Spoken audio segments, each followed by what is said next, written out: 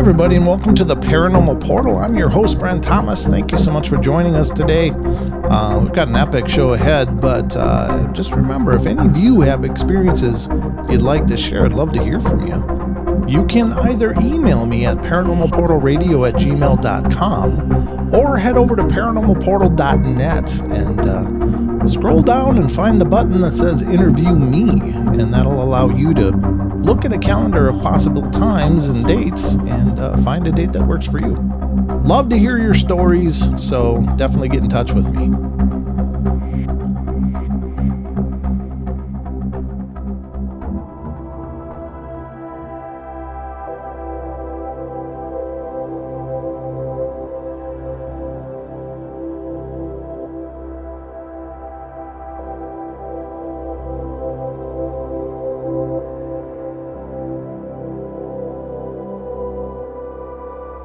Hey everybody, welcome to the show, and thank you so much for joining me. As promised, tonight's show, or today's show, whenever you're listening to it, is part 2 of our 2-part episode of this week, which is an interview that I did with Krista of the Blondes and the Booze, and we're going to tie up a little more of her experiences on this episode. Now, if you didn't listen to part 1, I encourage you to go back and have a listen. That was released on Monday, but this is a continuation of that episode. You could listen to this one as a standalone, and it's a wonderful talk regardless, but she certainly has a lot of amazing experiences, and I'd hate for you to miss any of it. So make sure you listen to part 1 and then come on back and listen to part 2 if you hadn't listened to part 1 already. But we're going to dive into this and hope you guys enjoy the ride. Buckle up. We're going in.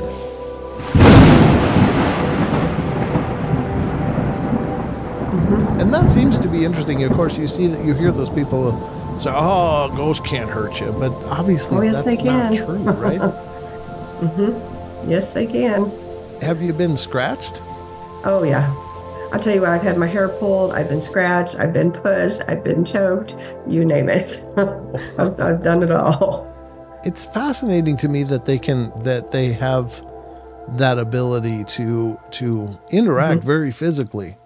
But here's the thing, though. It's like, the choking was definitely on a negative side of things. Sure. But like my hair being pulled, even like a scratch, I don't believe that they were all negative either. Right. What if that person on the other side is just trying to get my attention? And they just didn't happen to mean have to hurt claws. me. Yeah, they just have claws. Yeah.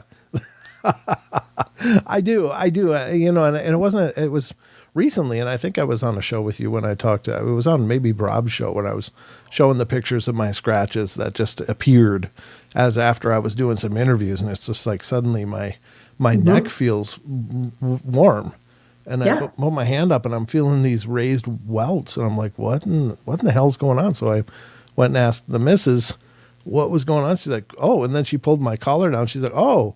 And I'm like, right. She goes, you've got scratches all over your neck. And then she took that picture, and it was like, oh.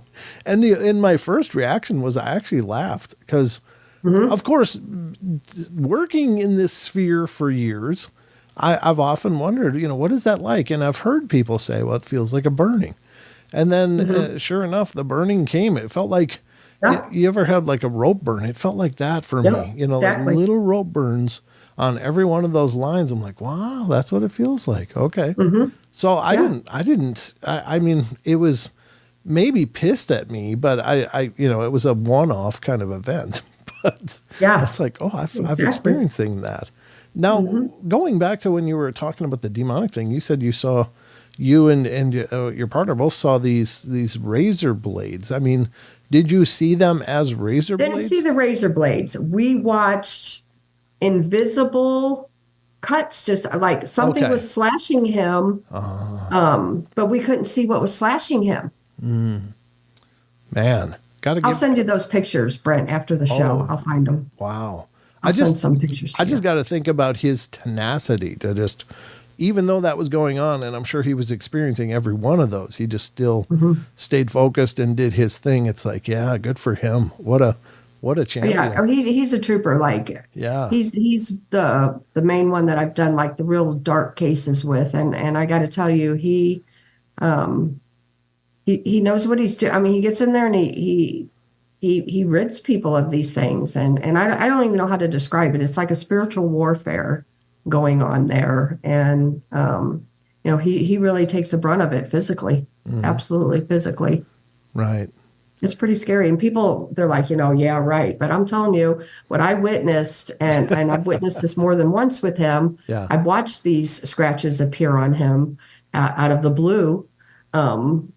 Yeah, it's different. And I can tell you that day when it was a lower level demonic entity, but when it left, like it got light, like just you could feel God there. And I don't even know how to describe that, but it was just, you could feel the light take over. That's fascinating. And that's a true thing. That is fascinating, and I've experienced something similar to that, where there's it almost feels like there's no light, like even when you can see daylight, but it doesn't seem to touch you. But then once that energy is removed, it's like almost like you can hear angels singing, oh, and the sunbeam is coming in. It's like, oh, this house is that was, and I got to tell you, like for two people in that particular case that were so down and out, they were so thankful. And like I said, we're not there to judge people, we're there to help them. Their past doesn't matter to us. And talk about two thankful people. They tried to feed us. I mean, he was part Native American, and he gave us some feathers, and cool. Like very, very nice people. If you wouldn't have known their past, you would have liked them and welcomed them in your home. Yeah, I've met some of that. I used to work in corrections, and I met some of the most amazing people in my entire lives on the other side of the bars. So to speak, and incredible people. But unfortunately, life doesn't deal everyone an even hand, and so in many cases, just in those circumstances, I was amazed that they were as together as they were, considering the hells that they'd lived through. I mean, these people lived tormented lives, and the fact that they still could smile, to me, was just a miracle. So I mean, I certainly don't judge either, because I've seen both sides of it. But I got a question in the chat here from Grandizer. It says, Brent, please ask Krista, do you think there is a golden age of ghost research? If so, what decade or era? Is it these current times, or have we not seen it yet? Good question. I don't know. I think, I hate to say it this way, but the paranormal, anything paranormal sells. So I think we're in it now, because back in the day, like with the original OGs, like Ed and Lorraine Warren way back when, and back in the 70s and 80s, I mean, you had the horror flicks, but it wasn't talked about like it is now. Right. So my opinion, I think we're in it now. Oh yeah. Good point. Yeah, I think so too. And I think there's certainly a lot more forums and platforms to bring it to light than ever before, which is nice. For sure. Because you're right. That wasn't the case forever. It was like you might catch In Search of on TV or something, but that was more In Search of or Sightings. Those were the two, right? Yeah, exactly. I don't think I ever watched the Sightings. Maybe I did, but I was definitely paranormal starved back in those days. But thank God that we have as much as we do now. What do you think about like the plethora of presences out there that are embellishing or hoaxing and creating these absolutely fantastically stupid scenarios about this stuff? I mean, obviously there's some channels, just to illustrate my point, there's some channels, every place they go, there's doors slamming and things flying off the counters, and there's, horrible things and all of this nightmare scenario every place they go. So either these are the most unlucky people in the entire universe, or it's fake. What are your thoughts on that? So your reputation is everything doing this. Yes. And, people don't have to fake evidence to, be known or whatever, but people also have to understand, like these TV shows, when we do investigations, we're sitting in dark rooms and getting absolutely nothing. There's nothing happening. and so the TV shows don't show that. So I agree. They embellish a lot. Yeah. And it's all for the money, it sells, unfortunately. And it goes back to like the demonic, anything demonic, it sells because people get scared. They like to be scared. And so, like I said, your reputation is everything. And I know, like, for instance, the Kling brothers, they're good friends of mine and Brandy's, and they did Ghost Lab years ago. And the reason Ghost Lab is not on anymore because the TV channel wanted them to start exaggerating things on the show. And they're like, no way, this is our reputation. We don't do that. And so that's why Ghost Lab is no longer. And it's teams like that are credible. And I think a lot of, and I'm not saying a lot of these TV stars aren't, because there are some good ones. I mean, Brandy and I are friends with several of them, and they are good. Yeah. However, it's the TV shows that want them to kind of twist a little bit and make it to fit their narrative to sell, because people sitting in a room and nothing happening doesn't sell. Right. Yeah. Yeah. A friend of mine he's one of the people that started me in researching, and he had a group back in the day. I don't think it's going on any longer, but it was called Red Eyes and Dead Batteries.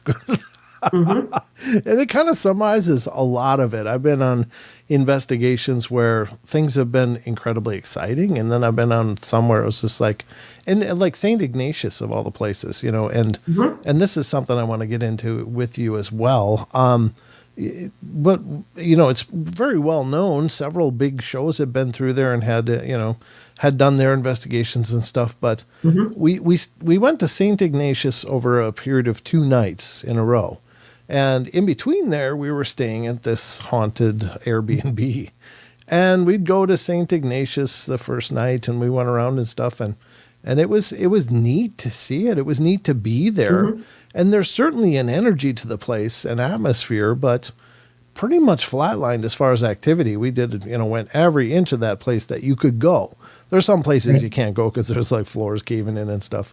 But they're working on that, which is really cool. But then we go back to the Airbnb, and while we didn't have incredibly direct things happening to us, as we knew there was a reputation for it to be haunted, so we set up the equipment there, and my God, it was off the charts. It was just like, oh my God, there's got to be a portal here, because like I had a proximity and a REM pod set up, and they both wouldn't stop screaming, and it was only one direction, and then when I flipped them around, it was on the other side, screaming on that direction. It's like, oh my God. And then we were able to set up the yes, no detector, that pyramid with the green and red lights for yes and no. I set that out on the floor, and I was recording it and getting responses like on cue. And then Charles went and got a structured light camera, and he walked through the whole house, and then he walked in there and sat down, and he mapped a figure there interacting with that yes no detector, the stick figure, like it was reaching out every time we got a response. I'm like, oh my God, this is incredible. But then that night, go back to St. Ignatius, and it was like crickets. Yeah. But now that's the thing about the paranormal. You just never know. Fair enough. Now, what I wanted to ask you though will be, do you think that by virtue of popular places like that host, weekly, several teams coming through for, them almost the entire year, do you think that the activity maybe dies down, and maybe it's not that the spirits aren't there, but they're just less interested because it's like, oh, here they come again. Geez, what is your thoughts on that? I definitely believe a place can be over-investigated. Yeah. And that happens. I mean, I've seen that happen in a lot of places. However, just because it's not active tonight could be off the charts tomorrow. Yeah. You just never know. I mean, the paranormal is so unpredictable. I can say, this is what's happened to me here. That doesn't mean that it's going to happen tonight, Right. And yeah. Fair enough.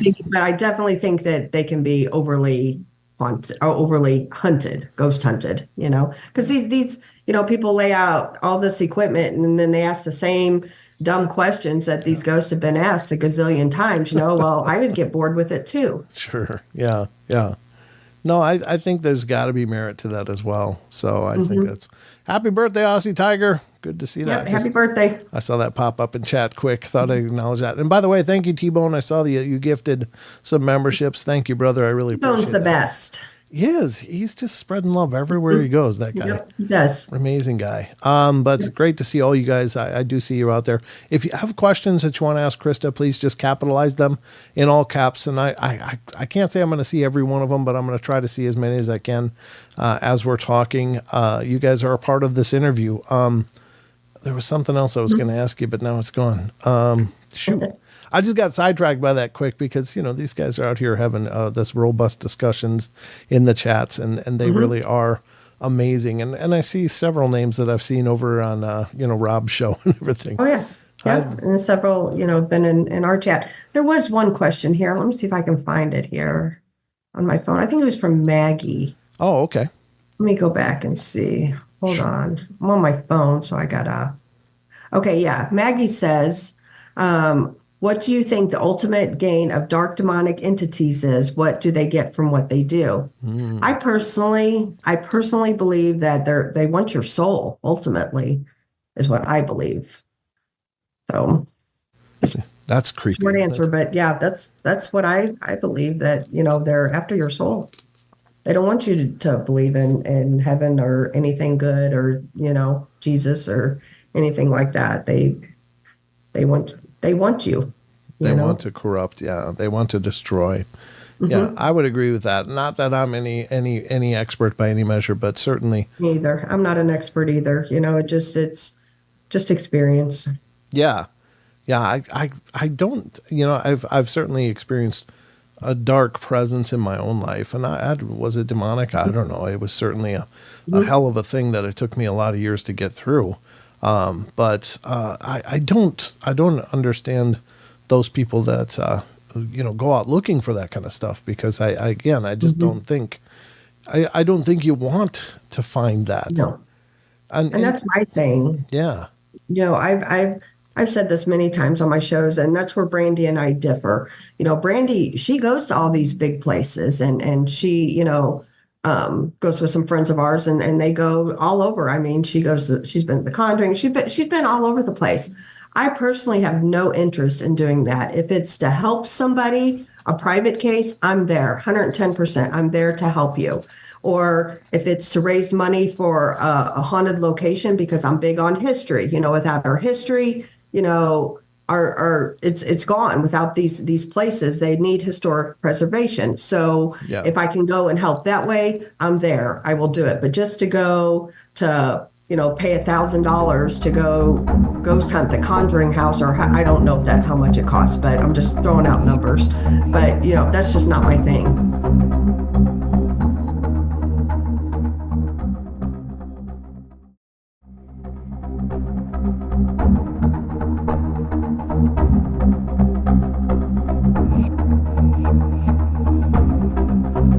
No, I hear you. There's a question in the chat here from Grandizer. Said, "Is there a dwelling you refuse to investigate, no matter if one were to fund you to do so?"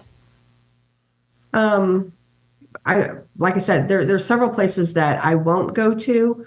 One is the Sally House, and I mentioned Tony Pickman. Yeah. Like, he survived that house, him and his wife, and he told me many years ago, don't even drive by that house. Like, it is nasty, nasty house. And a girl, actually a high school girl, just looked in the window, and he had to go do an exorcism on her. Like, that's all it took for that house.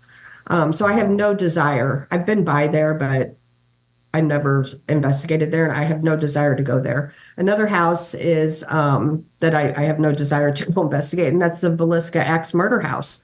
Like, that's all negative, and I do believe there is a demonic entity there. I've talked with Johnny Hauser, and I believe that wholeheartedly. So why would I want to go and interact with something like that? I'm not. What good does it do? Right. They don't want it gone. There's nobody that lives there, so I have no use doing anything like that. If I can't help you or help the location, I don't want no part of it. What is the background of the Sally House, by the way? I mean, was it ever traced back to? So yeah, it was all Native American land, but it is right on the Missouri River. And years ago, they say it was a doctor's house, and it's never been proven. That's the thing; it's never been proven. Okay. So there was a lady whose daughter was in a lot of pain. So she run to the doctor's house, knocked on the door. He let her in. Well, the doctor diagnosed her with appendicitis. And so she needed surgery then. However, he didn't have the right things to numb the pain. And so this poor child was so in a lot of pain, Yeah. So she ended up passing away in the house. And so that's kind of the story with the Sally house, where it got the name. However, there is no little girl named Sally in that house. I guarantee it 110%. Okay. It is truly a demonic house. Some people go in that house and nothing happens. And then I know of people that go in that house and driving home and they have a car accident. I mean, that house is powerful. Wow. And like I said, my friend Tony, who survived that house, he's the one that actually put it on the map. But, the things that have happened in that house to him, I have watched him be at his house, which is 9 blocks away from the current Sally house. And he'll be we'll start seeing a cut happen on him. And he never cut himself. He was sitting there the whole time. And so he'll just be like, oh, somebody's taunting at the Sally house. So that house still has a direct hold on him. Wow. 20-something years later. No kidding. Ugh. It's awful. That is awful, and it's. But they don't want it cleansed. Is that right? The owners don't want it cleansed. So it's actually owned by, it's run by the city of Atchison, Kansas now. And it ticks me off to no end because they advertise it as it's being haunted by a little girl named Sally. Sure. And it is not. Yeah. Yeah. But they do book it for tours and things like that. They do. Yep. They do haunted ghost tours. You can rent the house. I don't even know how much it is now. It used to be I don't know, 8-9 years ago, it was $500 for the night or something. You could rent it for the night. And It's not a very big house. It's a small house. And but the city of Atchison, does that. And they put it out there as it's haunted by a little girl. And it couldn't be anything further from the truth. And that's how people get hurt. Yeah, absolutely. Absolutely. You think you're going in to deal with a little girl and you got a pit demon in there, Yeah. watching TV. That's absolutely disturbing. But the point was made that Chucky said it could be the land that has the evil or the darkness, and yeah, absolutely, yeah, some scary stuff out there, and I just have no desire to mess with it now, because it's fun, Yeah. Like I said, if somebody needed help in their house or something, I'll be there in a heartbeat to help them. Yeah. But to go do it for fun, it's not my thing. So Mickey G says, heading to bed, but heard this last little bit. Won't go near that house. Even before I met Krista, I wouldn't go near there. Yep. Yeah, fair enough. I told her stay away from there. Yeah, I've certainly heard of it, and I think I got a Facebook friend that actually did an overnight there. But it may have been over in New York. There's several of those houses around the Sally house, the Boyd house up in Minnesota, the Conjuring house, and it's hard for me to keep track of which one it is, but yeah. Lewis says the basement underneath the Sally house used to have a pentagram. It sure did. And there's a connection. Actually, our conference that we're doing in September, Josh Hurd, who runs Malvern Manor, he owns Malvern Manor, and Johnny Hauser, who does the Villisca Ex Murder House, and the Sally House there in Atchison, they all have a connection, and they've done different investigations at all 3 locations, and it's just crazy. So I believe Josh Hurd is actually going to talk about that. Oh, cool. At our conference. That's what he's going to speak on. So that is fascinating. They've all done experiments at all 3 locations at the same time. So, but they're all connected. It's weird and crazy. You got to wonder if there's like some kind of negative circuit that form, because you always hear the term triangles. There's these triangles, and so these are 3 locations in the same the basic region, and could that be a formative triangle of sorts? Right. Maybe. Right. Good And God. I know there's a demonic at the Sally House. I know there's a demonic at the Villisca, and at Malvern, I'm not so sure that it's demonic. There is an entity there that they call One, or he calls himself One. Oh. And some people claim he's a demonic entity. I don't whether he is or not. I don't know, but maybe there's a connection there with that. I don't know. See, that's the thing that I often consider too, Krista, in terms of the dark and demonic stuff. Hmm. I don't, we've kind of got this Hollywood idea of it, but I don't think that demons like announce themselves. In fact, Nope. they don't want to be detected. They don't want you to No. know that that's what they're dealing with, because they're doing their thing. They're keeping you in this dark, horrible place. They're breaking you down. It's a long-term war of attrition, and horrible for those experiencing the affliction and the oppression, if you will.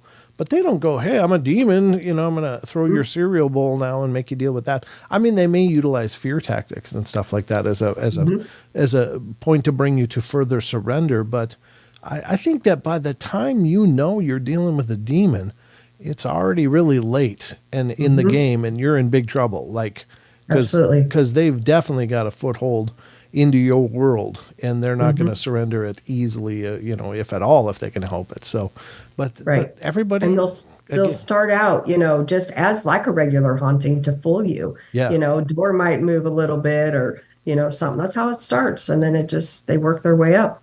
yeah, yeah, it's so horrible, such a dark, horrible thing, and it's hard to understand that level of hatred and that level of I don't know, malice, I guess is probably the Yeah. best word. That Yeah. it's just It's awful. It's awful what they do to people. Like, yeah, I've seen it at its finest, and it's terrible. Just yeah. ruin people's lives, and they don't even know at the time that's what's happening to them. Right. Yeah. I mean, a lot of these people have no idea that they're doing it, but it is interesting that they seem to mirror in a lot of ways, like abusive patterns, like Yeah. like emotional abusive patterns and physical abusive patterns, because they isolate people, and they try to keep them away from the things that would make them strong, these connections with other people. And it's so methodical, and it's so deliberate, but yet so subtle that the people don't realize what's going on. They just find themselves in this darkness. And again, talking about the whole light and how you could just see the light come in, like God was there. And it's just like an absence of that. Like they can block that out and keep that from you.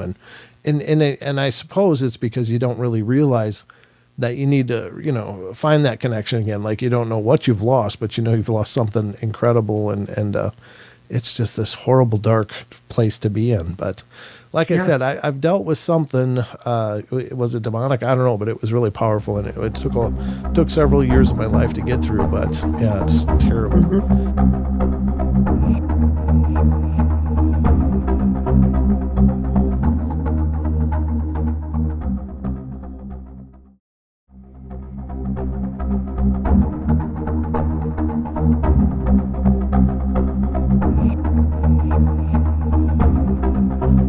Let me ask you this: have you ever brought something home with you? Knock on wood, I have not. Never in all the years that I've been doing this. But I'll tell you what, when I go, I am armored up. I have my stuff in my pockets. I pray, and I am covered in the blood of Jesus the whole time I'm there. Oh, So, and the same thing when I leave, you are to stay here. You are not to follow me. And knock on wood, I've never had an issue. Not that I can't have an issue, Sure. but I feel like my belief and Faith. is strong, and it's stronger than good outweighs evil in my book. Yeah, absolutely. Yep, you gotta equip Yeah. yourself in the armor of God, as it were. Yep. Yep. Absolutely. Grandizer's come back with a question. What investigations do you have planned for 2025 so that we may keep an eye for? Oh gosh. So we did the Emmaus Village not that long ago, and we've been invited back there. So we'll be going back there. I think that's in April, the end of April. We're doing Malvern Manor, Bray County Museum. That's kind of our home base. And then Brandy and I were just at Arcadia Valley, so we'll be going back there too. So Now, as of now, that's where we're at and with then that. of course the September The at the museum, conference. That's a yes. museum. Okay. Yes. Yeah, perfect. Mhm. Before we run out of time, because we are at the like a half hour mark here before we're done, but let's talk a little bit about the God helmet and that. Mhm. Now, I did tune in and see Paul using the helmet, and that was incredibly emotional and powerful, that whole Mhm. experience. What can you tell us about the God helmet? So the God's helmet, Paul was fortunate. He had a good experience with it. Oh, Not okay. everybody has good encounters with it. I mean, I've seen people who have really, really bad stuff that they see. And so basically what it is, it's just this helmet you put on and these lights are flashing. And so if you're prone to like seizures or anything like that, I wouldn't even be in the same room, or migraines, anything like that. Don't use the helmet. And then, so it's the whole point of it is to get you under like a meditative state. Hmm. And then literally you just keep your eyes open and you just look, s- say what you see. You know, some people have been known to see aliens. Paul's seen his loved ones. You know, I've seen people who have, seen ghosts, standing around us and things like that. So I personally, I've never used the God's helmet. I have no use to use the God's helmet because I think if you're open on a metaphysics side of things, Yeah. it could go bad. It could Yeah. go south for you. Yeah. So because you're even more open with that. So I personally choose not to use it. I don't knock anybody who does it because I do like watching it being used. But that's the whole purpose of it. Now, do you know what kind of principles are being utilized in this helmet to make it do what it does? I'm not really too sure, honestly. I think it's just like the meditative thing, because the lights are supposed to help you get that way, and I think it enhances like your eyes, your third eye. It helps to enhance your third eye, so you see things. Okay. Okay. Mhm. Now, in that investigation that you guys were doing, you guys had, of course, and that's usually the curse, right? That things happen that you aren't recording for, and so a lot of the stuff ends up being Mhm. personal experiences, which I think are equally as valid. It's just hard to display a personal experience, so it becomes anecdotal. Yeah. But what were some of the things you guys experienced that night? So I personally did not do a whole lot of ghost hunting because, like I said, it's just not my thing. Hmm. But I was in the rooms and stuff when people were, but um, I really didn't have a whole lot happen to me. The only thing that Paul and I saw, which was kind of cool. So there's several different buildings, and we were walking over to one building because I thought my friends Kathy and Aaron were over there in this other building. So Paul and I were walking to it, and there was like three levels. And in the middle level, we seen people like with a flashlight on, and there was two people like, and they're like walking around. I'm like, oh, there they are. So we walked over there where you could only walk down through the downward steps. You couldn't go up. So we Oh. walked down and we went in, and there was nobody on that level. And it was our friend Terry that was there and Jolene that was in there, but they were not on that level, and they were the only ones in the building. So, excuse me, for me, that was the only thing that I saw that night. But it was interesting for That sure. sounds like a great place. Yeah. And it's not necessarily like a dark, nefarious type of haunting, is it? I mean, Not it's at just, all. There's nothing dark there. yeah. No, nothing dark. I would have no problems taking my kids there to that one. Oh, cool. Now, Mhm. do you ever investigate with your kids? I've let them go to a couple places, like Ashmore Estates. There's nothing negative there. My daughter, I've taken her there. Both of my kids, all of my kids, my grown kids, they've all been to the Ray County Museum. And, Mm. once I know that all the negative stuff is out of there, I've had no problems with them going. And, they know the rules there. They know it's haunted and who's there and the whole nine yards. So, yeah. Oh, that's fascinating. So let's say some of our viewers and listeners right now are thinking, I'd really like to get involved with this stuff. So what would you recommend people do to become involved with doing investigations and to, working with teams and such? What would you I suggest? would I would reach out to a reputable team, and by reputable I mean a team that's been doing it for a little while. Number one, and number two, um, I believe I don't believe in charging people like to go to private homes. Like, like if you call me and say my house is haunted, okay, well, it's going to be $500 for my team to come. I don't believe in that at all. I think that's wrong. And I think you lose a lot of credibility. So do your research on teams. But I would get with a team and, go with them, never go alone, never go sit and do it in a cemetery by yourself. Always go with somebody else and just start off slow and learn everything you can. Learn about equipment and pay attention to your body. Your body will tell you more than any piece of equipment. Believe it or not, some people feel like it's a spider web you go through. Some people might get an itch on their right arm. Everybody's body, they feel differently, with when spirits around. So you just got to pay attention to yourself, to your body, what it's telling you, and go in with an open mind, but also go in with knowing with your protection, whatever you believe, whatever your higher power is. So because that's what's going to keep you safe. Good point. Good point. And also, I never, ever, ever go in, you see TV shows where they taunt and things like that. Oh. We don't. I don't believe in it, because especially like private homes, you get to go home. They have to stay there with these things. So why would you do that? And why would you treat a living person? Would you treat a living person like that? No, I personally wouldn't. So I'm not going to do that to the dead too. So always respect them. Yeah. Yeah, I think that's so true. That again, getting back to the use my energy, and then you bring, and then trigger objects. It's like even some of the trigger objects I think are done in such poor taste. It's like going to a location where somebody might have hung themselves or been hung.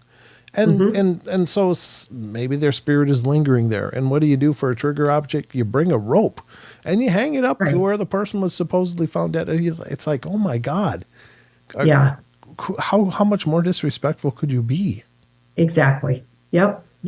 Now, I have been bait before, I used to do Civil War reenactments. And so, I've worn like period correct clothing in places where the clothing, hauntings were around that time, around the time of the Civil War and stuff. So I've done that kind of stuff, which is cool because sometimes that can be, a little trigger items. But I do agree with you. You don't bring a rope to where someone was hung. yeah, or you shoot a pistol in an area someone was shot, or with the blanks or whatever. It's like, oh God, I mean, I know that maybe it's done by these teams because getting back to what we were talking about with a lot of Hollywood shows and a lot of channels, they feel this great pressure to try to get some evidence, and they want to just do whatever it takes and such.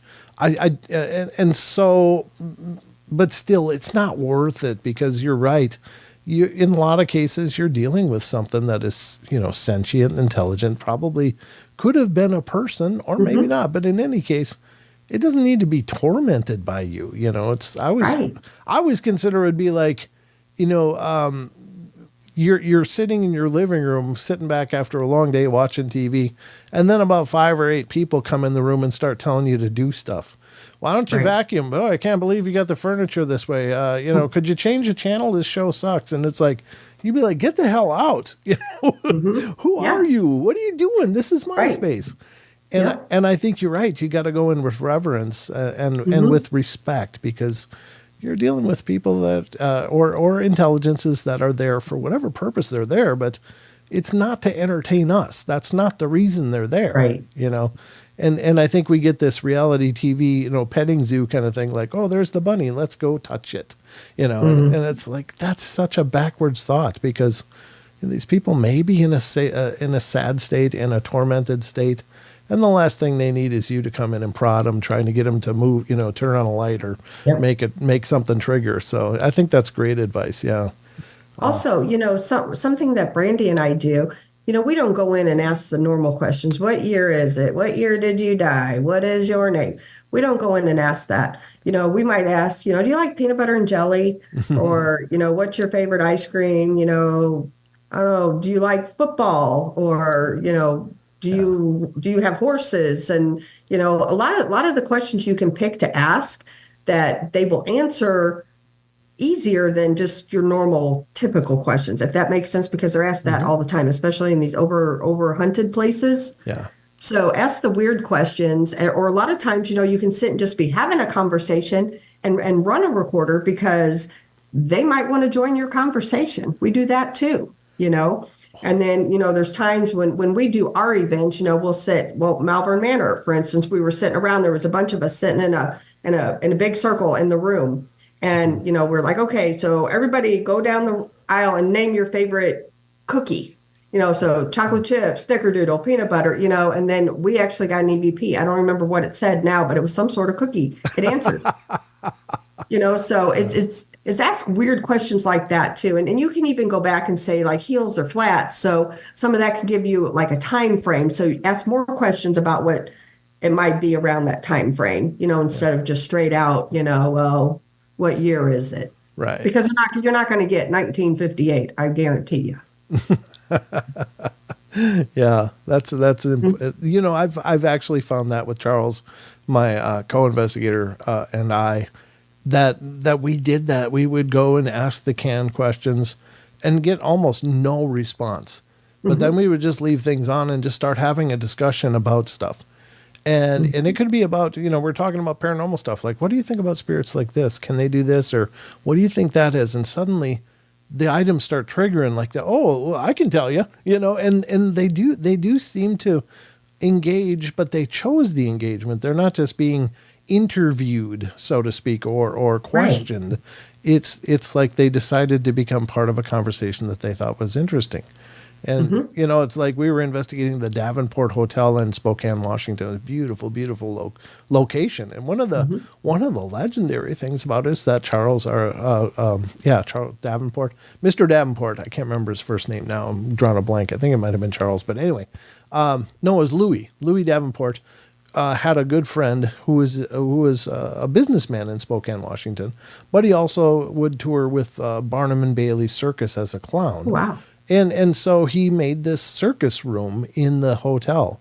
And that's where we stayed, was in that circus room. And it's still in its original state and stuff. But the idea was that the lore is that Mr. Davenport loved the circus and wanted to, do this and for his friend, and they would celebrate the circus together. But we started having a conversation and where we were getting responses, and it's like, I don't remember how it went, but it was like Charles asked, "So, Mr. Davenport, do you like the circus?" And then it was no response. He said, "Do you not like the circus?" And then the flashlight came on just on cue, and it's like, oh, he hated the circus. Right. So that's kind of neat because, and then we also got insights. Like I was thinking, maybe by virtue of them being energetic is why they can move so fast. It's like they're not dragging around meat suits like we are, so they're not subject to our physics and stuff. And then, and then we were getting interaction. So I said, "Is that true?" And boom, the light came on just like that. And I was like, oh, okay. Yeah. Well, could you turn it off now? And boom, turned it off right on cue. It's like, wow. Yeah. This is really cool. But it was that same principle that they choose to enter the conversation or not. And the only thing, and I think it's kind of like Bigfoot research. You don't go out and pull apart bushes looking for Bigfoot. You just try to make yourself interesting enough that Bigfoot looks for you. I think that's the key. So it's probably very similar to that. Exactly. About investigating alone, I agree with you. I think that, well, even for the basic reasons, right? Like, if you're alone and you're in a place that may not be mechanically or physically sound, and you're investigating, anything could go wrong. But so therefore, having somebody there for you, but also spiritually, I think that having somebody with you makes you more protected in an energetic state. Would you agree with that? Absolutely. And not only that, because, like spirits, I have witnessed spirits jump people. So what if that happens and you're by yourself, So definitely never go alone. Plus, if you do see something, you have somebody to validate you. Like, oh my gosh, we both just seen this full-bodied apparition, Yeah. So for more than one reason, I wouldn't go alone. Yeah. Super golden. What do you mean now? Define spiritually jumping you. What does that mean? So literally, we did a private case. Brandy was there, and this spirit, it jumped. It was inside this woman, and it jumped from her into a couple other people. It kept jumping out of people into other people. It was the weirdest thing, but yeah, it it was like it was picking on the weak, because the one guy had recently had a heart attack. Another guy, just everybody that it was jumping was weak in some way. And that's another thing. I never go to do ghost hunting, if I don't feel good or I'm not 100% there, mentally, because you can become a target, a victim. You can get jumped. Yeah. Yeah, I think that's very important. Like there is merit to your physical health and being protected as well. It's not just spiritual and stuff. Phil Funk says a ghost mugging. Yeah, exactly. Yeah. No, and that's scary, I mean, if you witness something like that, because these people, they weren't themselves, and there was, oh gosh, there was probably 8 of us there, and it picked on 3 people, and it would jump from these 3 people. Wow. That's horrifying. Yeah. And the rest of us, I feel like, mentally we were all strong, the rest of us, had good faith, and that's why we were not chosen. And I'm not saying these people didn't have good faith, but, like the one guy, he had a heart attack. He was weak, and it was recent, so that was his out. Yeah. Yeah. They said, there's the trinity of mind, body, spirit. I mean, and they are integral to each other and cooperative. Yeah. Yeah. That was scary. That is really scary. And it's also diabolical that it would do that. And it was a ghost. It was not a demonic entity. It was a definite human spirit. How did that end? I'm just curious. So we ended up, the Tony that we've done exorcisms with, he took care of it. Oh, okay. I gotcha. Yeah. So it was a pretty crazy night. Yeah, that is crazy. What do you think about things like salt and crystals and other modalities that people might employ to protect themselves? What are your thoughts on those things? So I think it's all about intentions. So if you believe that these crystals work or the salt works, it's going to work. So it's all about intentions, what you believe. Like when I go, I know I carry a little charm from my grandma. And then, I always covered by the blood of Jesus. I always say that and do that. And, so that's my intention, and it works. Yeah, and that's interesting, because I was always, again, my cousin Sheba always told me energy follows intention. Energy follows intention. That was drilled into me at a very young age, and I think you're right. I think you can, by faith or belief or intention, that things become powerful. Like I think that's probably the biggest key for anything, right? Like, and this is what you've been saying, and I agree wholeheartedly that. Like for me, for instance, if I was going into a location where there was something horrible happening and I was trying to help a family deal with it and get rid of this presence, I wouldn't go in there and start reading, Hindu Vishnas or whatever. I think they're Vishnas. I don't know. But I wouldn't go in there and do that, because to me, I don't resonate with that. And I think... Right. I think that it would just be, by virtue of me doing that, would just be a futile exercise. But if I'm a devout Christian and I took in and started, reading Psalms and saying prayers and the Our Father and, St. Michael's prayer and all of these things, then it could be extraordinarily powerful. But it's not necessarily, and I again, this isn't about religion, but I don't think it's so much the modality as much as it is the faith you have in that modality. Right. Exactly. Absolutely. Couldn't agree with you more. And same thing, it's kind of funny. Last week I had a conversane with Lady Anne Celine, and I'll tell you what, we were talking about, like what you put out in the world, you get back. And I feel like that's the same thing going into these locations. If you believe these things work, then they're going to work, but you have to believe that, Same thing, you know, if you believe what you put out in the world, you know, you're going to get back. If you put out goodness, you're going to get goodness back, you know? Yeah, I think you're absolutely right. Mm-hmm. And I think that we are very powerful manifestors of our experience. You know, like Absolutely. we do create our lives on an extraordinarily fundamental level and an extraordinarily esoteric level. Like, you know, Yeah. I don't think we understand how much ability has been imbued into us. You know, and maybe this is all part of our cycle and cycle of learning, but maybe you know, the fact that is more accepted and acknowledged, to me, is very hopeful, because I think all of this stuff is really powerful. Phil Funk is saying, is it possible to help protect yourself and others with what you believe, even if the others don't believe in it?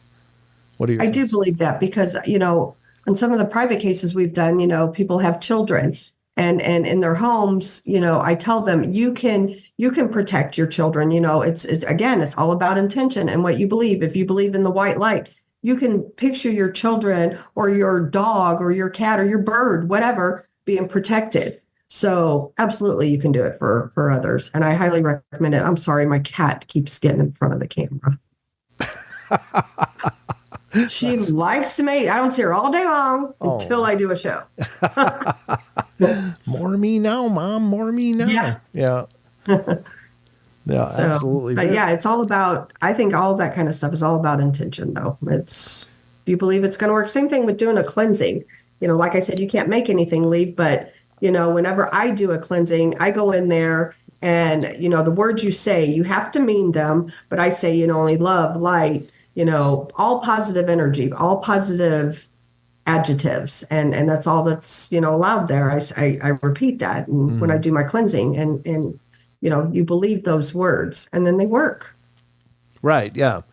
Like if you believed a cake recipe was holy, and you read that with all the reverence of your heart and your soul, it would be holy. It would radiate this divine waves of light or whatever.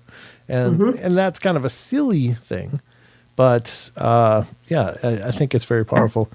Absolutely. Death is coming over on Twitch, stopping in. Good to see you. Thank you. I'm where are you from? I'm from the north tip of Idaho.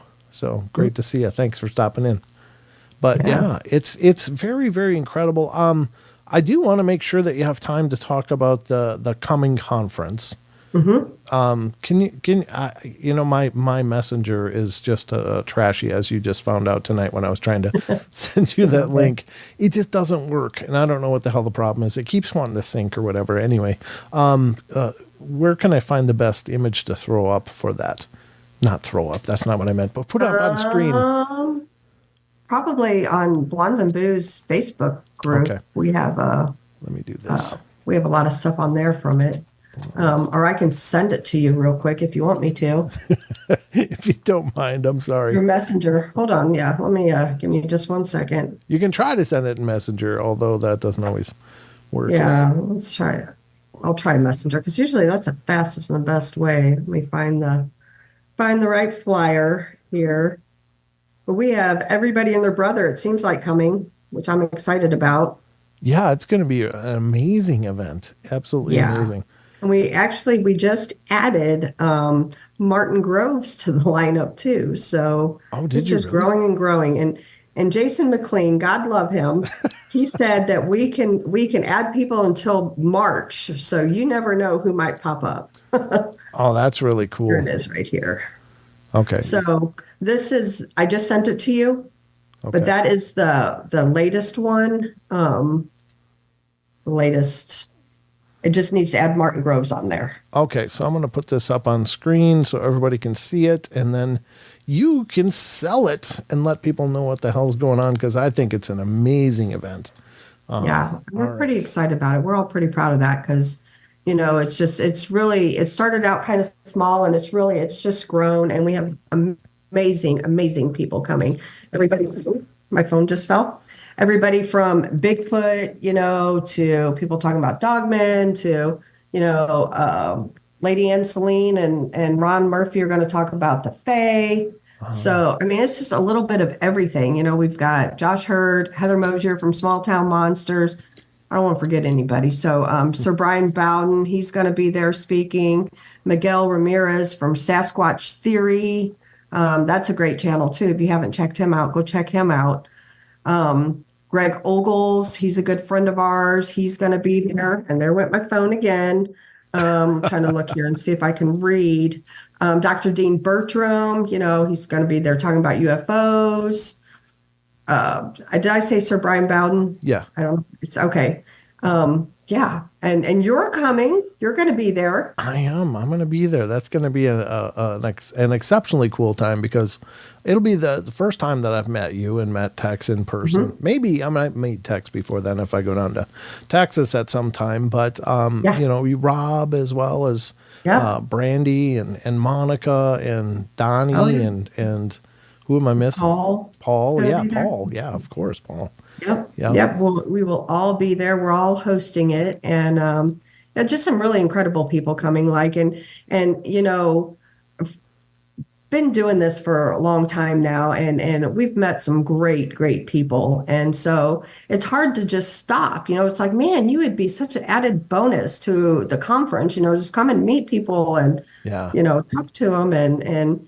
And it's a good way, for people who, we don't consider people who watch our shows fans because, we consider them friends. So we look at it as a way to come out and meet our friends and, put faces with these names and, things like that. So we're all looking forward to that. Yeah, I'm really looking forward to it. I'm just excited for it. It's like, I love summer. I love spring. But I'm so excited for September to get here for, this event. Yeah. And what's really cool though, that night, so for the meet and greet, the meet and greet is really blown up because it was just going to be having dinner with everybody, but it's turned into, we have Martin Grove is going to speak that night. And if you've never met him, you will never meet a nicer man, let me tell you. And his encounters are just horrifying what happened to him at Land Between the Lakes.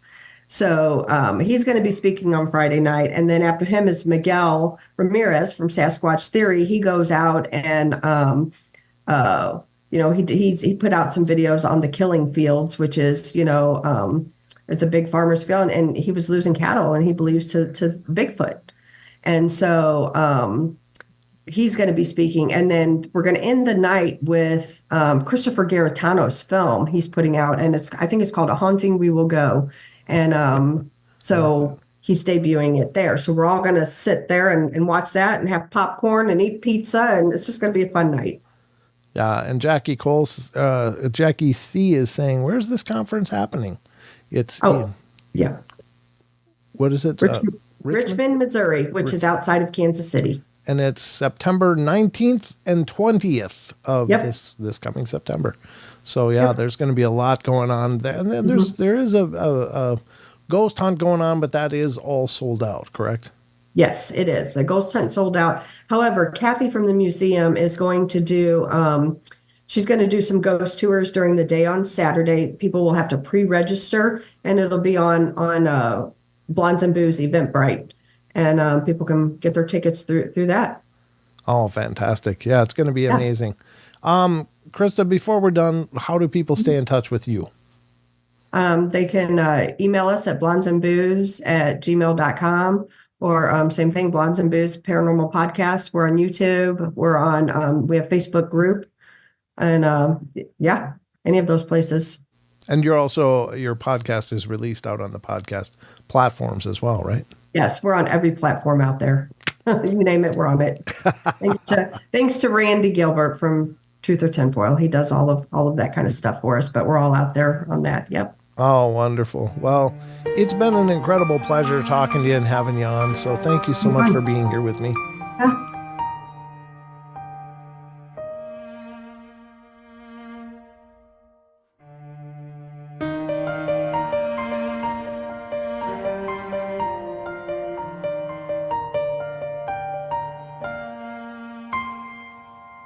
All right, everybody, that's going to wrap it up for us today. So hope you guys enjoyed the show. And thank you again so much for all your love and support. And remember, if you want to follow the Paranormal Portal, probably the easiest way is to head over to paranormalportal.net. And that's the homepage for the Paranormal Portal. And you'll find links to all of our different social media and sites and information about the shows, including our YouTube channel, which is youtube.com/paranormalportal. Or just look for Paranormal Portal on Google or whatever search engine, and you'll find links to our social media such as Facebook, Instagram, TikTok, and Twitter. So we're kind of all over the place, and we're spreading as well as we can. But anyway, thank you so much for the love and support. Y'all take care, and remember, we love y'all. Be good, be kind, be nice. Take care of each other, help each other out, find the magic in every day, and remember to laugh as much as you can.